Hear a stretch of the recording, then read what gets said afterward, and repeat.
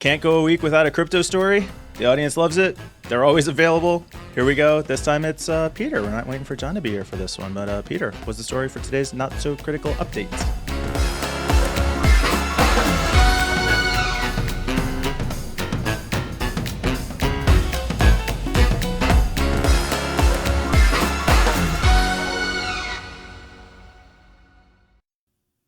Thanks, Mike. I did think that it's a shame that John isn't around for this story, but it's an NBC News thing. I think ABC News, a proper news outlet, talking about how crypto exchanges, where like stock exchanges, you can go and make money on cryptocurrency, are getting hacked.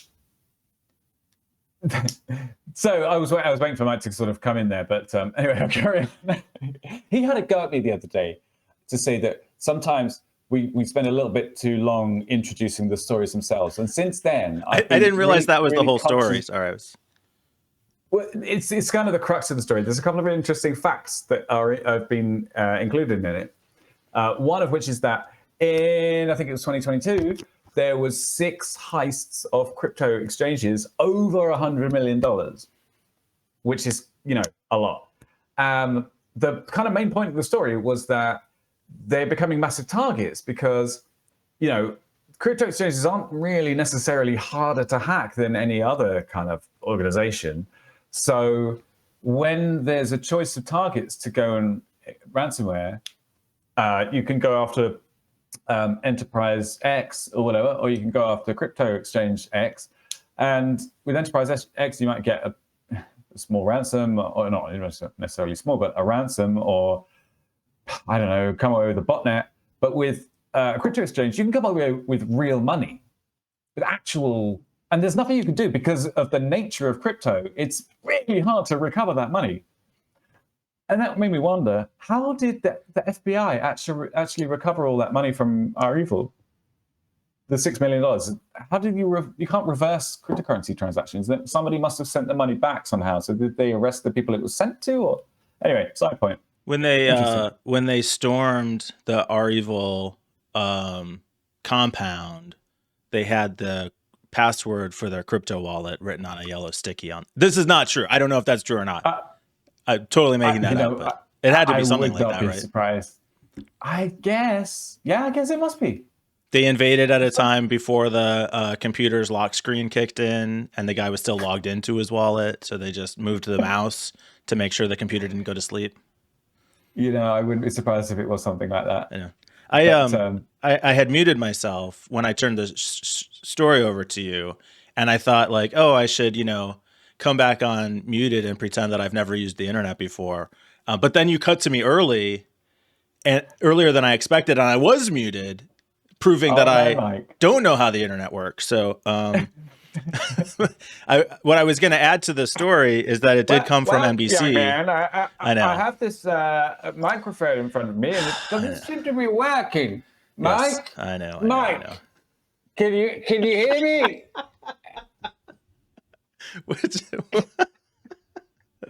At any rate, the story does come from NBC, and to deflect attention from myself, I will point out that they are the bleeping computer of online news. But is that really what they like? I don't know. I'm not an NBC News person. No, they're fine. They're both fine. Both totally legitimate news organizations doing excellent work. I have no ill will for any of them. I just like making fun of Bleeping Computer because we have done a couple of Bleeping Computer stories that seemed a little bit ridiculous, but whatever, it's fine. They're a good publication. They just every now and again let a story slip through the cracks, which may or may not, benefit from a slightly tighter editing. Just that's all. That's it. At any rate, the exchanges are where the money's at. We did this, the Monero currency article last week talking about how somebody got on an AWS instance, ran up a $45,000 bill for $800. These guys are not walking away with $800. No, they were. So 6 in the last year of more than $100 million of crypto. And the other thing is that that's probably going to go up in price, right? So it's worth 100 million then, but the general trend of cryptocurrency at the moment, at least, is increasing in value. Yeah, and if they So cash it out, it's it's untrackable. yeah. I mean, I guess. Although here's something I've always wondered, right, about this whole untrackable. I know that it's kind of harder to track cryptocurrency exchanges, but the other thing is it's public. So when you pay a ransom, for example, you have to transfer a certain amount of Bitcoin to a wallet address. And that is on the blockchain, which is public to everybody. So I can see the wallet address that it's been transferred to. Mm-hmm. And I know that that is because of that ransom. The only way that can be then converted into actual cash is by using an exchange like one of these companies that we're talking about, and selling the Bitcoin to someone else there. But at that point, you become part of the system, right? So you have to put your credit card number in there to get the dollars worth that you sold your crypto for.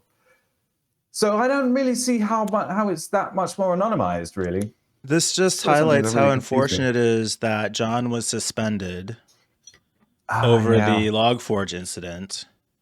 The alleged Log4j. I mean, we're pending review, so exactly. He could, as an expert, I'm sure, shed light on this very question. But he is serving a suspension currently. We hope he's able to return next week. Well, I don't know if he was really that much of a. Do we really need Jon? Is the question. Whoa! Damn. I mean, listen. Hey, I'm just saying what everybody's thinking. Maybe, I don't know. Are we? Am I? Jon, if you're watching this, mate. Backpedal. Although I will say, buddy, as I've said before, I worked as a developer for 20 years, and not once did I think to myself, you know what this needs?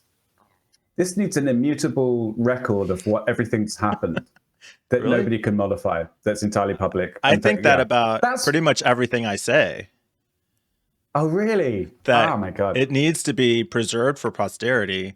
That's why I do this show, so that I can get my thoughts to the people who need to hear them most. Yeah. Uh-huh. Why does anybody do anything? Why even talk if it can't be recorded for posterity?